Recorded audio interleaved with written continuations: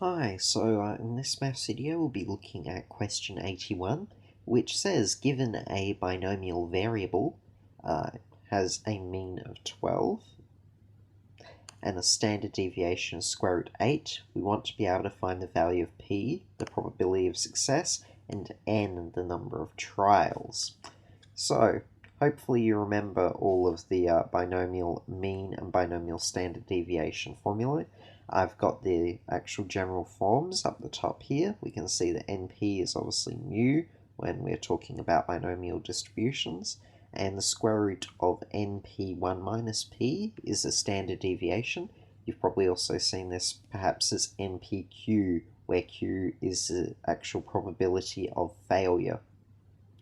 But using the actual information in the question that we can interpret, we know that NP equals 12, and we know that the square root of NPQ equals square root 8. Obviously, because we know that the mean equals 12 and the standard deviation equals square root 8 as given. So from this we can infer that the actual value of NPQ equals 8, again, because they're both under the square root there. We've got square root NPQ and square root 8, so we can say that NPQ is also going to be 8 because that contents within the square root sign has to equal 8. But of course we don't know anything that much about the variable q, and we want to solve n and p. That's what the question asks for, so we can write q in terms of b. So we know, and you can probably see it from the general form at the top of the screen, that q, the probability of failure, equals 1 take p. Again, that's because we obviously know that you can either have success or failure in a actual binomial situation, and because of that, because all the probabilities sum up to 1, q must be 1 take p in order to get that probability working there.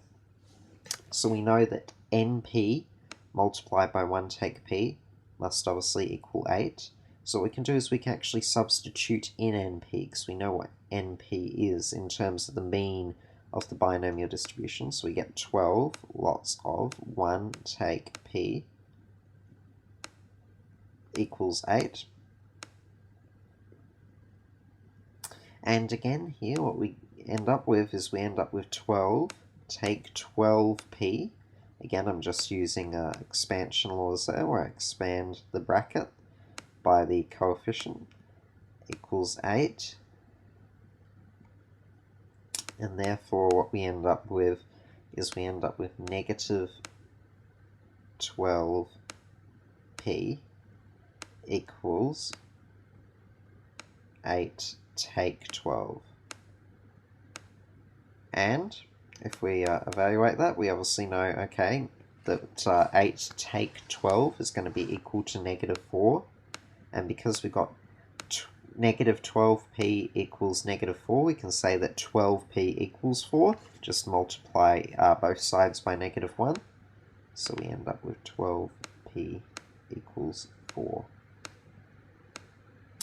And hence, we can now directly rearrange to get our value of p.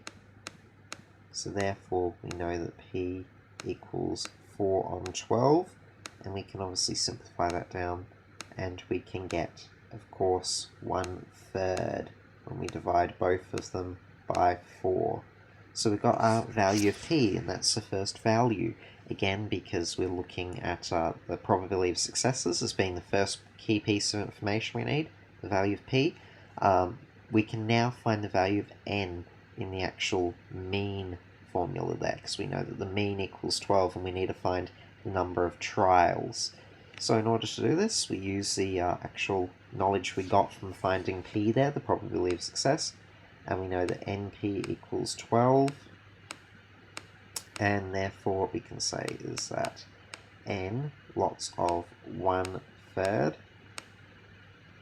equals 12, because again I'm just substituting in the value of p, and then when we move this to the other side, it's the same as having 12 divided by 1/3, and obviously it's going to be the same as having 12 times 3. So 12 times 3 equals n, and hence for n we get the value of 36, where n represents the number of trials within this binomial distribution.